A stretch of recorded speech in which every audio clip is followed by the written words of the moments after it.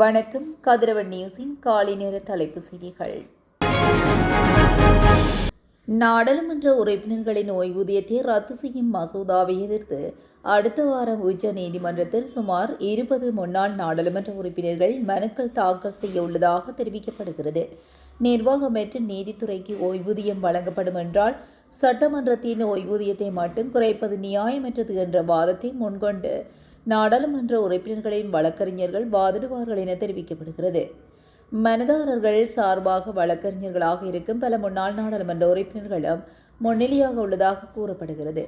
இந்த விடயத்தில் தங்கள் கருத்துக்களை தெரிவித்த ஓய்வு பெற்ற நாடாளுமன்ற உறுப்பினர்கள் சங்கத்தின் செயலாளர் முன்னாள் நாடாளுமன்ற உறுப்பினர் பிரேமஸ்ரீ மானகே நாட்டின் நீதித்துறை அமைப்பால் நீதி வழங்கப்படாவிட்டால் சர்வதேச நீதிமன்றத்துக்கு செல்வோம் என்றும் கூறியுள்ளார்.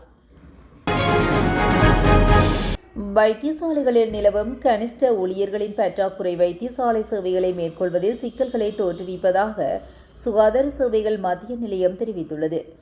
தற்போது நாட்டில் உள்ள வைத்தியசாலைகளில் நிலவும் கனிஷ்ட ஊழியர்களின் பற்றாக்குறை 10,000-ஐ தாண்டியுள்ளதாக தெரிய வந்துள்ளது. வெற்றிடங்களை நிரப்ப எதிர்காலத்தில் சுமார் 1,900 பேரை நியமிக்க திட்டமிடப்பட்டுள்ளது.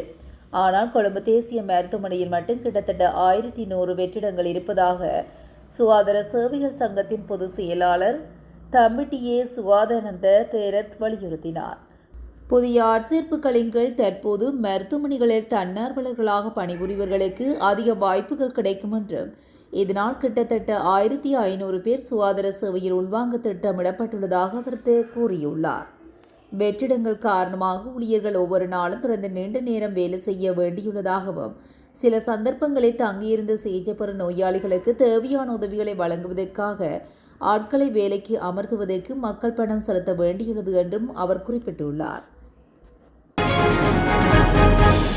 மாத ஆரம்பத்தில் நிலவிய மோசமான காலநிலை காரணமாக தடைகள் ஏற்பட்ட போதிலும் பண்டிகை கால கேள்வியின் அதிகரிப்பு அனைத்து துணை குறிகாட்டிகளினதும் வளர்ச்சிக்கு சாதகமாக பங்களித்துள்ளதாக மத்திய வங்கி அறிவித்துள்ளது.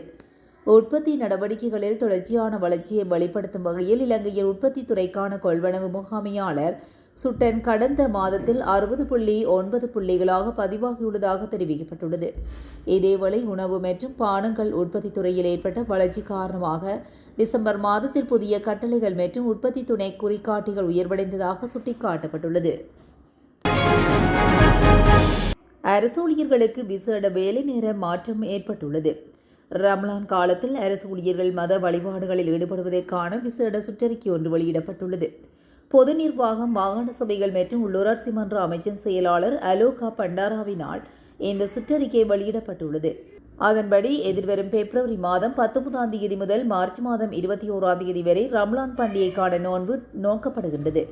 இதன்போது இஸ்லாமியர்கள் தங்களது வழிபாடுகளில் ஈடுபடுவதற்கு ஏற்ற வகையில் தொழில் நேரத்தில் மாற்றம் செய்யப்பட வேண்டும் என வலியுறுத்தப்பட்டுள்ளது.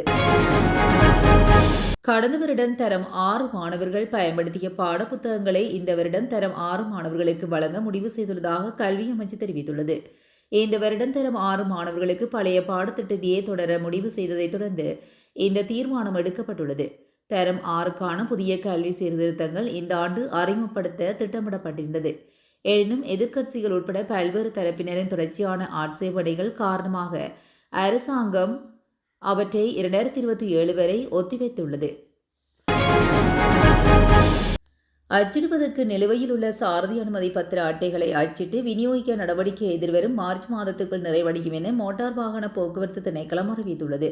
அதன்படி இதுவரை சாரதி அனுமதி பத்திர அட்டைகளை பெற்றுக்கொள்ளாத 5 லட்சம் சாரதிகளுக்கான அச்சிட்ட அட்டைகள் அஞ்சலூடாக அனுப்பி வைக்கப்பட உள்ளதாக திணைக்களத்தின் ஆணையாளர் கமல் அமரசிங்க தெரிவித்துள்ளார். முன்னதாக அனுமதி பத்திரத்தை அச்சிடும் அட்டைகளுக்கு ஏற்பட்ட தட்டுப்பாடு காரணமாக நிரந்தர அனுமதி அட்டைகளை வழங்குவது தற்காலிகமாக இடைநிறுத்தி வைக்கப்பட்டிருந்தது. தேவையான அட்டைகள் தற்போது இறக்குமதி செய்யப்பட்டு அச்சிடும் பணிகள் முன்னெடுக்கப்பட்டுள்ளதனால் எதிர்வரும் மார்ச் மாதத்தில் நிரந்தர சாரதி அனுமதி பத்திரங்களை பெற்றுக்கொள்ள முடியும் என மோட்டார் போக்குவரத்து ஆணையாளர் சமல் அமரசிங்க தெரிவித்துள்ளார். கொரோனாக்கள் அளவுள்ள வெல்கமுவ பகுதியில் துப்பாக்கிச்சூட்டுக்கு இலக்காக உயிரிழந்ததாக சந்தேகப்படும் நபர் ஒருவரின் சடலம் மீட்கப்பட்டுள்ளதாக காவல்துறை தெரிவித்துள்ளது. வெல்கமுவ பகுதியில் நபர் ஒருவர் உடலமாக கிடப்பதாக கிடைத்த தகவலை அடுத்து காவல்துறையினர் சம்பவ இடத்துக்கு விரைந்து சடலத்தை மீட்டுள்ளனர். குறித்த சடலம் துப்பாக்கிச்சூட்டு காயங்களுடன் காணப்படுவதனால் இது ஒரு திட்டமிட்ட கொலையாக இருக்கலாம் என சந்தேகிக்கப்படுகின்றது. உயிரிழந்தவரின் அடையாளம் இதுவரை உறுதிப்படுத்தப்படவில்லை.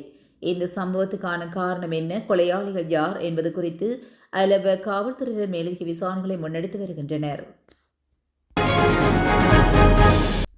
இலங்கை தற்போது ஈரானிலிருந்து எரிபொருளை கொள்வனவு செய்யவில்லை. எனவே ஈரானுடன் வர்த்தக நடவடிக்கையில் ஈடுபடும் நாடுகளுக்கு எதிராக அமெரிக்க ஜனாதிபதி டொனால்ட் ட்ரம்பினால் விதிக்கப்பட்டுள்ள 25% வரி விதிப்பு இலங்கைக்கு நேரடியாக பாதிக்காது என்று எரிசக்தி அமைச்சின் செயலாளர் உதயங்க கேமவாலா தெரிவித்துள்ளார்.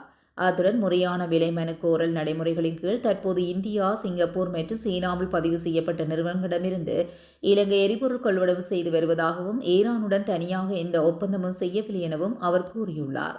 இலங்கை தமது மொத்த எரிபொருள் தேவையின் 90% மேற்பட்டதை இறக்குமதி செய்து வருகின்றது. அத்துடன் ஆண்டுதோறும் எரிபொருள் இறக்குமதிக்காக செலவிடப்படும் தொகை சுமார் 4 முதல் 5 பில்லியன் அமெரிக்கன் டாலராக மதிப்பிடப்பட்டுள்ளமை குறிப்பிடத்தக்கது. சுமார் 1500க்கும் மேற்பட்ட உப்பு கொள்வனர்கள் இலங்கை துறைமுகங்களில் தேங்கியுள்ளதாக ஆங்கில ஊடகம் ஒன்று செய்தி வெளியிட்டுள்ளது. இறக்குமதி செய்ய அனுமதிக்கப்பட்ட காலம் கடந்த பின்னரே இந்த கொள்கலன்கள் இலங்கைக்கு வந்துள்ளதாக இலங்கை சுங்கம் மற்றும் வர்த்தக அமைச்சு என்பன குறிப்பிடப்பட்டுள்ளன. கடந்த 2025 மே மாதம் 15ஆம் தேதி முதல் ஜூன் மாதம் 10ஆம் தேதி வரை மாத்திரமே உப்பு இறக்குமதிக்கு அனுமதி வழங்கிய வர்த்தமானி வெளியிடப்பட்டது. இதனை இறக்குமதியாளர்கள் மீறியதனால் அந்த சரக்குகளை விடுவிக்க முடியாது என்றும் அவை கட்டாயமாக மீண்டும் ஏற்றுமதி செய்யப்பட வேண்டும் என்றும் கூறியுள்ளன. இறக்குமதியாளர்கள் சரக்குகளை பெற்றுக்கொள்ளாதனால் அவை கைவிடப்பட்ட சரக்குகளாக கருதப்படுகின்றதாகவும் அத்துடன் மீண்டும் ஏற்றுமதி செய்வதற்கான அதிக செலவு காரணமாக இறக்குமதியாளர்கள் அதற்கு முன்வரவில்லை எனவும் இலங்கை சுங்கம் தெரிவித்துள்ளது. இதனால் சுங்க வரி அல்லது துறைமுக கட்டணங்களையும் வசூலிக்க முடியாது உள்ளதாகவும் இலங்கை சுங்கம் குறிப்பிட்டுள்ளது. போலீஸ் மா அதிபரின் அறிவுறுத்தலுக்கு அமைய நாடளாவிய ரீதியில் நேற்று முன்தினம் முன்னெடுக்கப்பட்ட விசேட சுற்றிவளைப்பில் பலர் கைது செய்யப்பட்டுள்ளதாக போலீஸ் ஊடக பிரிவு தெரிவித்துள்ளது. அதுக்கு அமைய 30,386 பேர் பரிசோதிக்கப்பட்டுள்ளதுடன் சந்தேகத்தின் பேரில் 596 பேர் கைது செய்யப்பட்டுள்ளனர். மேலும் 18 பேர் குற்றங்களுடன் தொடர்புடைய மற்றும் நேரடியாக அடையாளம் காணப்பட்டுள்ளனர். அதே நேரம் கைது செய்ய பிறப்பிக்கப்பட்ட பிடியாணைகளுக்கு அமைய 268 பேரும் திறந்த பிடியாணைகளுக்கு அமைய 184 பேரும் கைது செய்யப்பட்டுள்ளனர். இதேவேளை மதுபோதையில் வாகனம் செலுத்திய 467 பேரும் கவனக்குறைவாக வாகனம் செலுத்திய 72 பேரும் போலீசாரால் கைது செய்யப்பட்டுள்ளனர். அத்துடன் பிற போக்குவரத்து குற்றங்களுக்காக 4584 பேர் போலீசாரால் கைது செய்யப்பட்டுள்ளதாக போலீஸ் ஊடகப் பிரிவு தெரிவித்துள்ளது. தன்னை குற்றமற்றவர் என நிரூபித்து காட்டுமாறு கூறி மனைவிக்கு தீ வைக்க முற்பட்ட கணவன் போலீசாரால் கைது செய்யப்பட்டுள்ளார். குறித்த சம்பவம் நேற்று முன்தினம் மட்டக்களப்பு முனைக்காடு பிரதேசத்தில் இடம்பெற்றதாக கொக்கட்டிச்சோலை போலீசார் தெரிவித்தனர். மட்டக்களப்பு கொக்கட்டிச்சோலை போலீஸ் பிரிவுக்கு உட்பட்ட முனைக்காடு நாகதம்பிரான் கோவில் வீதியைச் சேர்ந்த கூலி தொழிலாளியான 36 வயதுடைய தி அனுஸ்வரன் அதே பிரதேசத்தை சேர்ந்த 31 வயதுடைய பிரகுலா தேவி என்பவரை திருமணம் செய்து வாழ்ந்து வந்துள்ளார். இந்த நிலையில் சம்பவ தினமான நேற்று முன்தினம் காலை 8:30 மணியளவில் கணவன் மனைவிக்கு இடையே பயணம் தொடர்பான பிரச்சினை ஏற்பட்டு அது வாய்த்தர்க்கமாக மாறியுள்ளது. இதனைத் தொடர்ந்து மனைவியை குற்றமற்றவளை நிரூபித்து காட்டுமாறு வற்புறுத்திய கணவன் மனைவி மீது மண்ணெண்ணெயை ஊற்றி தீப்பெட்டியை கொடுத்து அவரையே தீ வைத்துக் கொள்ளுமாறு கூறியுள்ளார். இதனையடுத்து மனைவி தீப்பற்றி எரிந்து கொண்டதில் படுகாயமடைந்த நிலையில் மட்டக்களப்பு போதனா வைத்தியசாலையில் அதிதீவிர சிகிச்சை பிரிவில் அனுமதிக்கப்பட்டுள்ளதாக போலீசாரின் ஆரம்பகட்ட விசாரணையில் தெரியவந்துள்ளது. இதேவேளை மனைவியை தீ வைக்க வைத்த கணவன் தனக்கு தானே கூறிய ஆயுதத்தால் குத்தி காயப்படுத்திய நிலையில் அவரை மனைவி கொலை செய்ய முயற்சி மற்றும் தன்னைத்தானே காயப்படுத்திக் கொண்டமை உள்ளிட்ட குற்றச்சாட்டின் கீழ் போலீசாரால் கைது செய்துள்ளனர். இவ்வாறு கைது செய்யப்பட்ட சந்தேக நபரை நேற்று நீதிமன்றத்தில் முன்னிலைப்படுத்த நடவடிக்கை எடுத்துள்ளதாக போலீசார் தெரிவித்தனர்.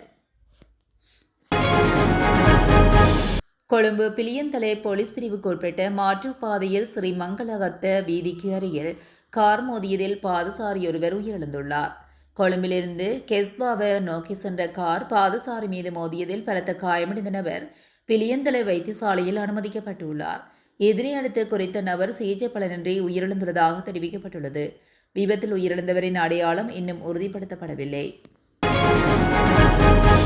கொழும்பிலிருந்து வெளிமடை நோக்கி சென்ற தனியார் பயணிகள் பேருந்து ஒன்று நேற்று காலை கல்துமுல்ல உவதென்ன பகுதியில் கவிழ்ந்து விபத்துக்குள்ளானது.